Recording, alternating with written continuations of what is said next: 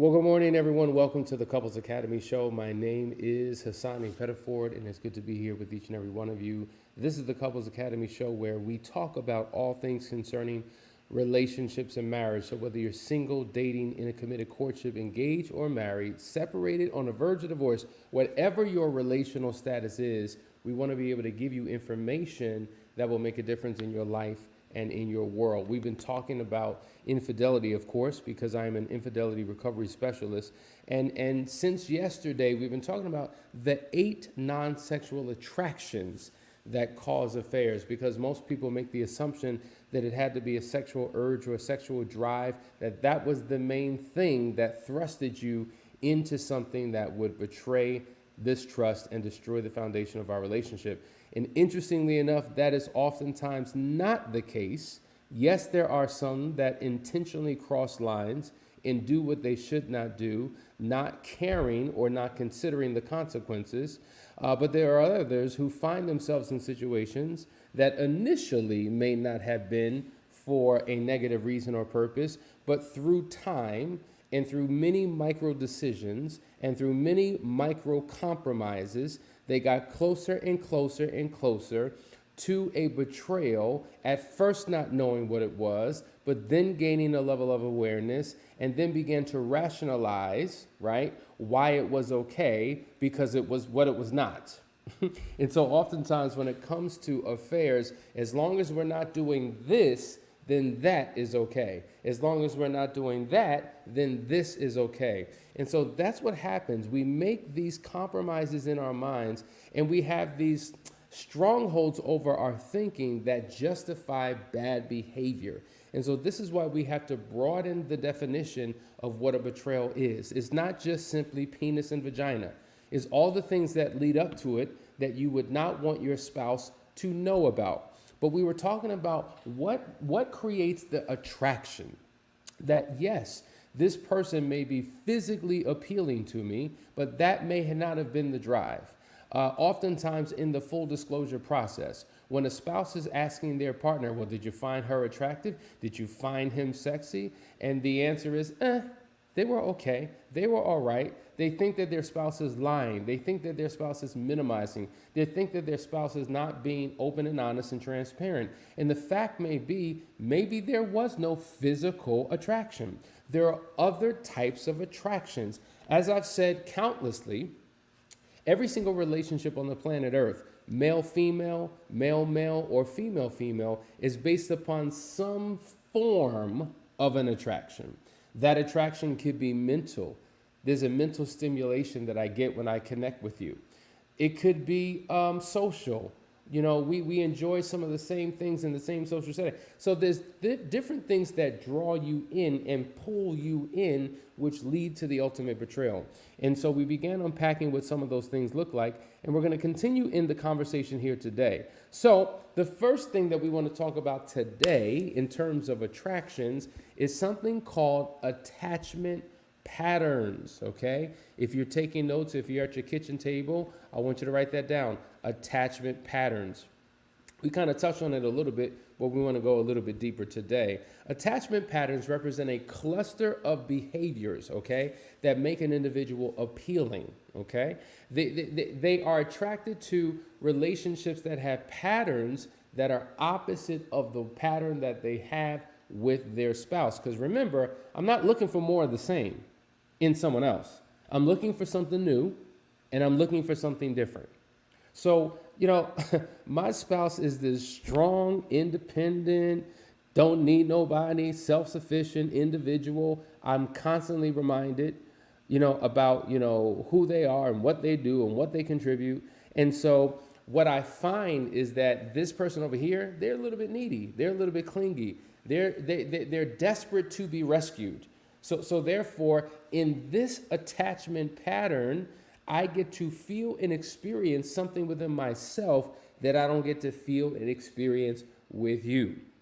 Maybe I'm in a relationship where, I'm the one always taking charge. I'm the one always making decisions. I'm the one who's always planning everything out. And I don't feel like I'm in a relationship with a willing participant who contributes the way that I contribute. And I get frustrated.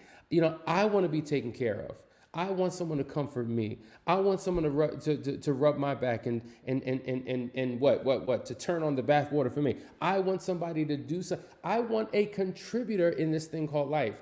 And I find that spirit, that essence, that disposition in this person over there. That becomes the draw that tempts me into a relationship that I should not be in. Maybe in my relationship, there is this sexual deadness that has taken place. Maybe initially there was a strong physical attraction and we had great sex in the beginning of the relationship, but because of circumstances and relational dynamics and hurts and pains and physical challenges and libidos and whatever the case may be, maybe I'm just not initiating the way I once was. I don't feel connected. I just don't feel there. Maybe you are the one who's initiating sex and I'm just like, not tonight. I'm good. I'm all right. But somehow when I get into this affair relationship, I'm the main initiator. I'm the main driver. I have an urge and a desire and this thing on me, right? This erotic electrical charge that I have with this person that I don't have with my spouse. And see, this is what leads to the pain that the betrayed spouse goes through, because they're seeing you show up as a completely different person than the person that you typically present yourself as in the marriage. And see, what happens is when it comes to these affairs, what you do for me is you bring out of me a side of myself that I am not able to freely experience or express with my partner. And see, that's the draw. I've been missing this part of myself for a long time, or I've discovered a part of myself that I didn't know existed for a long time. So it's less about you and more about what you pull out of me. It's less about you and more about me escaping a situation or dynamic that doesn't necessarily please me, and I'm thrusted into a dynamic that excites me, that thrills me, that gives me pleasure, that gives me peace. And so that becomes the attraction. I tell you, it's a lot deeper than we initially thought. And so there's this concept called the moon to earth syndrome, where you look up at the moon, there's different shapes and sizes of the moon during this 28-day cycle. And likewise within us, there's different sides of us. We're not just a one, there's complexity to us. There's angles and perspectives to us. There's different personalities in us. When I'm with one group of people, this comes out. When I'm with another group of people, that comes out. And so there is something within me that's been remaining dormant for so long because our relational dynamic or our shared interests don't pull on those other things. But somehow this person was able to pull on something and push something in me that was unleashed. And that side of me, I haven't seen in a long time. And that's the draw. That's what I find myself interested in. That is an example of an attachment pattern. And so, interestingly enough, folks, we've said this for years, is that you can learn from an affair. You really can. You could learn what's missing. You could learn what's wrong. You could learn what's not working. You can learn what to incorporate. So as an example, it's not a matter of you becoming just like that other person. You're missing the point. It's not about, okay, let me replace you and make you what my affair partner was. That's not what we're talking about at all.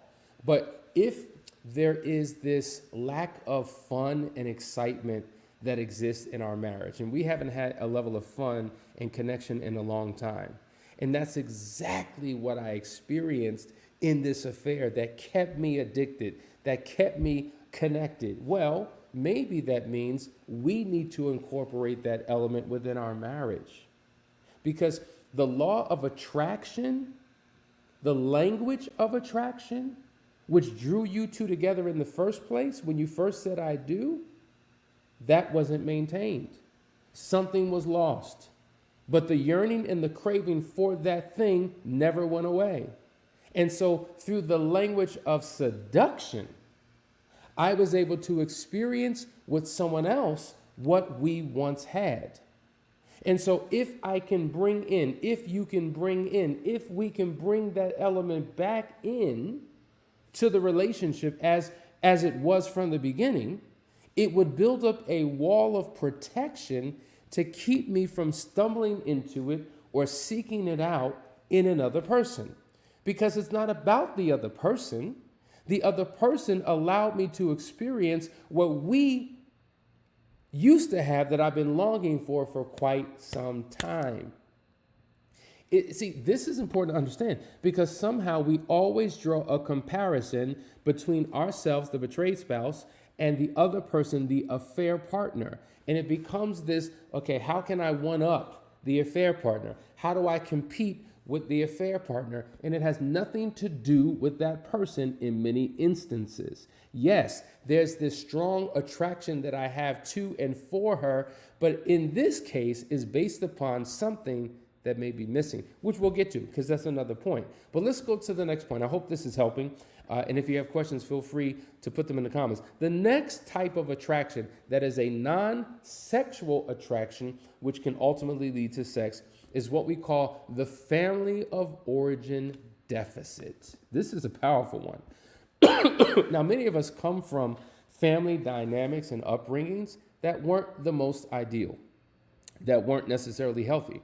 Now, it doesn't mean if this is your situation, then you're guaranteed to find yourself in a vulnerable position. Doesn't mean that. However, we know that there have been many who have been placed in a vulnerable position because there were deficits that they didn't receive or deficits that were created based upon their upbringing. Okay, so what happens is the dangerous partner profile stirs up this long forgotten family of origin deficit. So think about the little girl who grows up in a household and she once had mommy and daddy. They were in a loving relationship and something happens and a divorce takes place. And now the little girl is raised by mom and does not have access to, does not communicate with, does not have the same level of quality time with dad that she once had. So she lost her father through a divorce. When she lost her father, she lost that parental influence. She lost the nourishing that she received from him, the protection. She lost, there was a disconnect. There was a break, if you will. And so that longing that she had for him that was never fulfilled was found in another man. So here we have a situation where now this woman is married, right? She's grown up. She's gotten married to someone who's her age. She's 35, he's 35. She's in her career, he's in their career. They have this lateral relationship where they look in respect at each other laterally. But something's still longing on the inside of her. She misses that father figure that she never found in her dad because her dad was no longer there. She certainly can't find it in her husband because they're peers of one another. Right? They had some of the same struggles. They've had some of the same, things that they've been through, and they are here. But the boss at the job, the supervisor at the job, who's 15 years her senior, not attractive, right? Nothing that she would ever choose. Nothing that she would see walking down the street and would say, I want him. But there was something about the care. There was something about the level of influence. There was something about the voice and the authority that he's spoken. There was something about the maturity that he had, the years of experience that he explained, the level of wisdom that he poured into her that she found attractive. There was a protection that she received from him. There was a covering that she experienced with him. Not necessarily better, but something different than what she was getting from her husband, based upon something that she had been longing for quite some time. And when you're not given the necessary things that you need as a child, this deficit creates a yearning to seek it out wherever you can find it. And so she finds herself now falling in love. She finds herself now bonded and connected. She finds herself in the bed of another man that she would never identify as anyone that she would ever choose. How did she get there? It wasn't a sexual attraction. She was drawn and attracted to something that she had been longing for quite a long time. See, stop thinking so simplistically that it's got to be about a person's looks, that has got to be about all of these surface, exterior, superficial things. It goes a lot deeper than that. And this is why it is so critically important that you as an individual, even before you say I do, work on you. Even when you are married, you work on you. Because we all have childhood trauma or something that has happened to us that has caused a brokenness within us that needs to be healed, fixed, and restored so that you can have a protected marriage and relationship that leads to mutual fulfillment. So that's just one example, but the list goes on and on and on. So in essence, what happened in your home created a dynamic within you, a personal weakness in you, a vulnerability within you that contributed to your decision. This is what we call the personal factors that have nothing to do with my spouse, but the personal factors that I have not dealt with that has contributed to my ultimate betrayal. Family of origin deficits. Listen, guys, I hope this is helping you. I hope you're getting something out of this that makes sense. We're going to go to the next one. The next one we have here is what we call marital voids. A marital void. Now, this is where many people find themselves, right? So we are in this relationship. In the beginning of the relationship, we had all these things going for us. There was these behaviors that we engaged in. We had our rituals. We had our collective interests. We did life together. We communicated. We spent time. We went on dates. We had great sex. We did all types of things. We raised our kids together. We had ventures that we explored together. But something happened over the course of time when we no longer do what we once did. And I've been complaining, and I've been bringing it up, and I've been bringing it to your attention, and you minimize, and you disregard, and you go back to business as usual. And so you stop doing what you once did, which now creates a void within our dynamic. It creates a longing and craving for something that we never had. And your refusal to engage the way you once did creates now a problem. And your failure to nurture your spouse in the way that you did initially creates a desire that unfortunately crosses a boundary and begins to seek out in others the very thing that she's desiring. So it's not that I desire him, but the desire that I had was found in him. You see? So that creates the huge attraction. And so the reason why the dangerous partner profile dynamic, the reason why I can't take my eyes, my mind, and my focus off this person is because I'm starving for something, craving for something, longing for something, and you have the ability to provide it, and you just won't do it. And either out of fear, frustration, I'm going to go out and get it because you won't give it to me. Or out of desperation, I stumble into it because my guards are down. Think about it. There's something called addictive behavioral patterns that people who are drunkards, that people who are drug addicts engage in. And there's this acronym called HALT-B, HALT-B. And so one of the letters, T, represents tired, right? I'm just tired, mentally and emotionally tired. I just can't take this anymore. Relationally, I'm just tired of the situation, and I'm sick and tired of being tired. And in this tired state, think about when you're driving your car and you're tired, right? And you're falling asleep at the wheel. You have the potential to cause an accident and die. When you're tired, your defenses are down, the walls are down. And so in that space, you wind up making decisions that do not serve you. You wind up making decisions that compromise your life, that compromise your marriage, and compromise your future. And this is what we see when it comes to these marital voids. And marital voids show up in two different areas. There are two types of marital voids. The first is what we will call the emotional component, right? So the emotional connection that we once had, this emotional intensity that we once shared, this emotional intimacy that we once had is no longer here. Okay? And so a lot of times that emotional drive and connection was fueled by certain behaviors. You used to accommodate me. You used to admire me. You used to adore me. You used to affirm me. You used to show me affection. And all of a sudden, those things began to go away. But the need and the desire for those things did not. And so now in my deficit, In this void, there's a hole that has been created, and I've got to fill this hole up.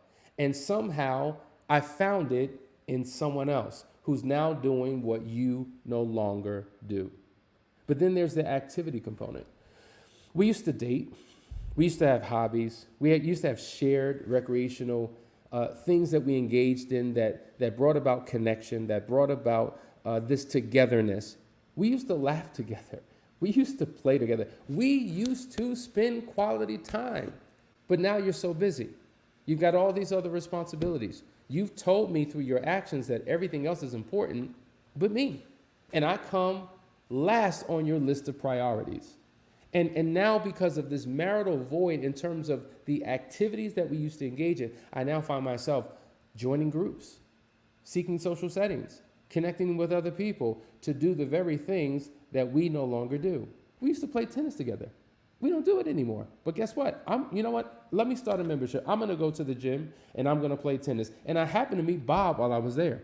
And Bob and I had a few pickup games. And Bob and I began to just have this incredible connection over tennis. And one thing led to another. It wasn't my intention. It wasn't what I was trying to do. But somehow I stumbled into it because my walls were down, because I was tired, because I was angry, I was frustrated, I was bored, I was hungry, I was starving and craving for something that wasn't met in this relationship, which created this high attraction in someone else. These are the things that take place. These are the things that lead to an affair. So if we're honest with ourselves, and if we take the time to truly evaluate our situation, are we guilty of any of these things? Are we currently experiencing any of these things? And if so, what are we going to do about it? Listen, you've been watching the Couples Academy show. We're going to go to a quick commercial break and continue this conversation on the other side. Stay right there.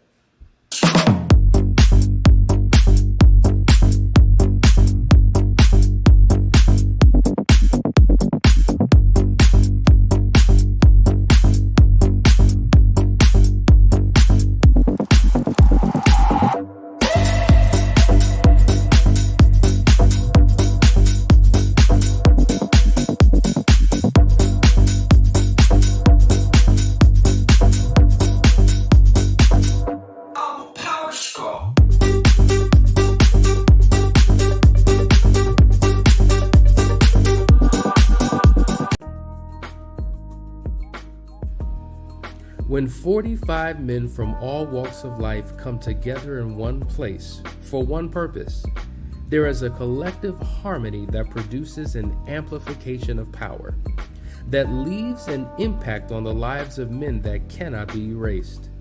A fraternity of legendary men, all at the tipping point, on the precipice of greatness, meeting for one weekend to turn their worlds inside out.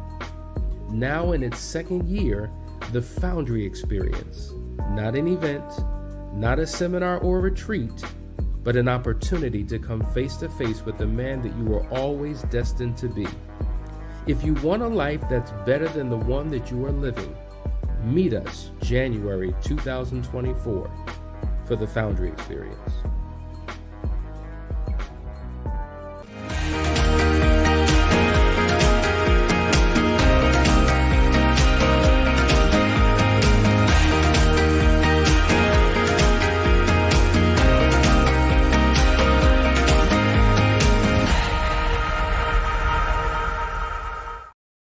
Folks, hope you're doing well. You're watching the Couples Academy show. My name is Hassani Pettiford. I hope you're gaining something out of this conversation. We're talking about the 8 non-sexual attractions that can lead to an affair and what you need to be mindful of so that you don't find yourself in this situation. And if you are in this situation, you need to do something about it. And that simply means reach out to us. Pick up the phone. There's a number you can call. There's a website you can go to. Set up a discovery call. Let's talk through your situation to see how we can be of assistance to you. Because if any of this is making sense, maybe we can speak some sense into your situation that will help turn things around. All right, the next thing we're going into in terms of some of the contributing factors that lead to an affair based upon these attractions that we have for people that go beyond the physical, that go beyond the sexual, that unfortunately leads to sexual.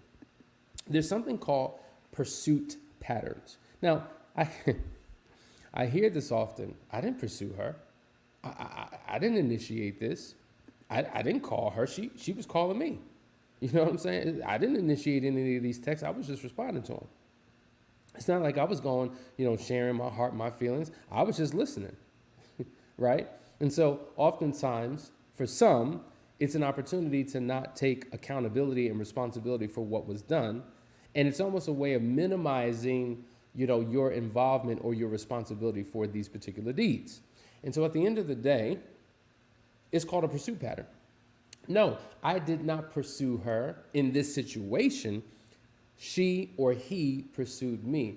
Because guess what? I've been longing and craving for time and attention with you. You used to pursue me. You used to initiate. You used to come up with ideas. You used to come to me, and you don't anymore. And so now someone came to me, and it felt good. I felt needed. I felt wanted. I felt desired. And I didn't understand it at first. I didn't know where it was going at first. I never thought it would get here, but somehow it got here. And so this longing, like there was this couple that I know, and I think I've shared this, married for 30 years, he never compliments. So when Bob from work started complimenting my hair, I didn't even know what to do with myself. I had been so desperate for some word of validation, some compliment from my husband that I never got.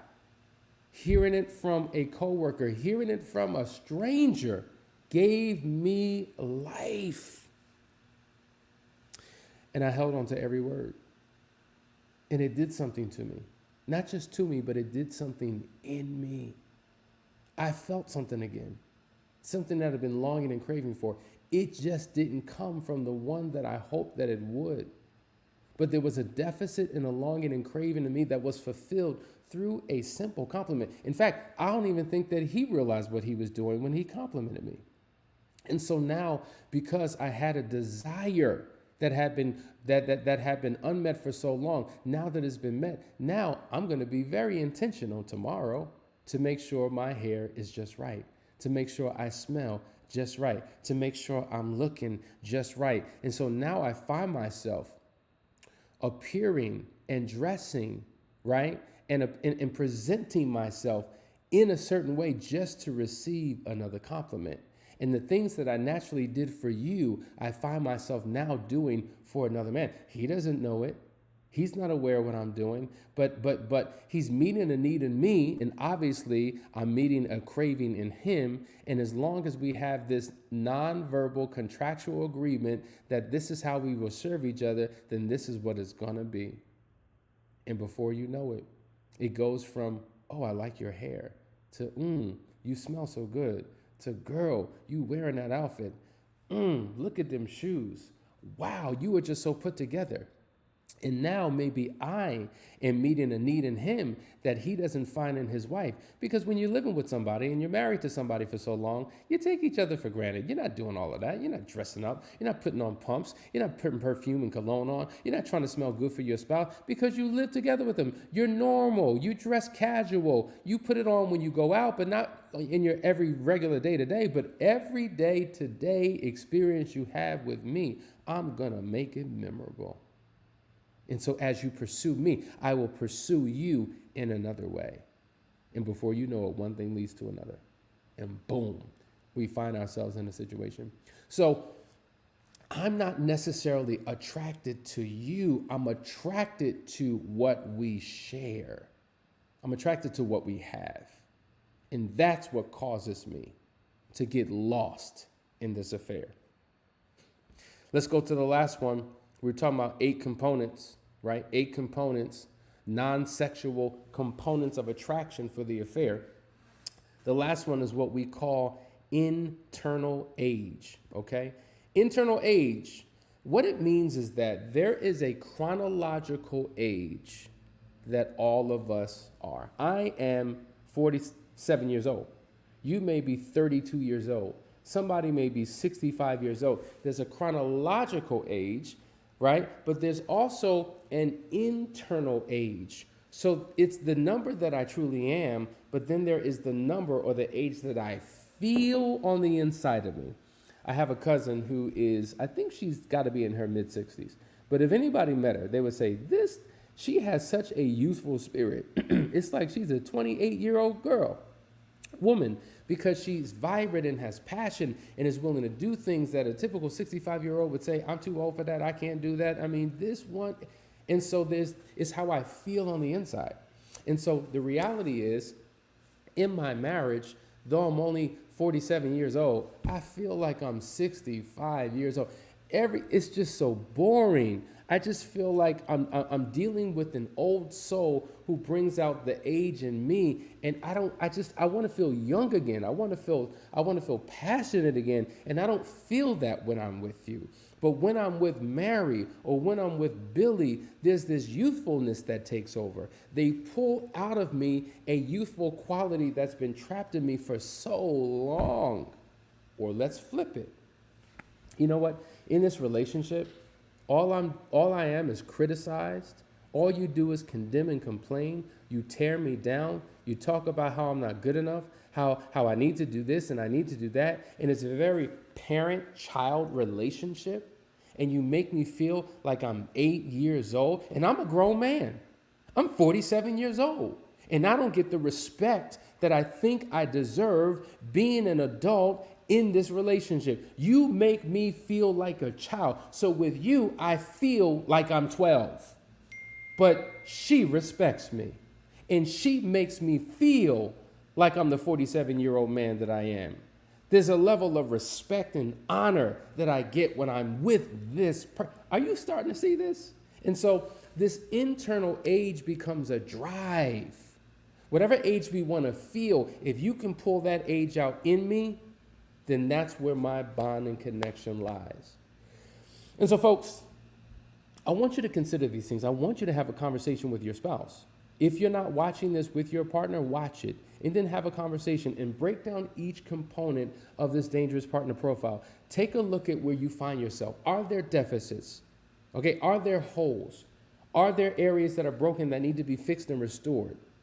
See, the more you have these conversations, you begin to build up a wall of protection around your marriage that becomes impenetrable, that will lead to mutual fulfillment. And this will allow you to truly affair-proof your marriage. Guys, I hope that you got something out of today's conversation. Listen, tomorrow is Thanksgiving. It's the season of giving thanks. I want you to take a moment, steal a moment, and tell your spouse what you are thankful for. Write some attributes and characteristics down. Speak life into your partner and allow them to speak life into you. And we will see you on the other side of the holiday to continue in this conversation. Love you guys. Talk to you soon.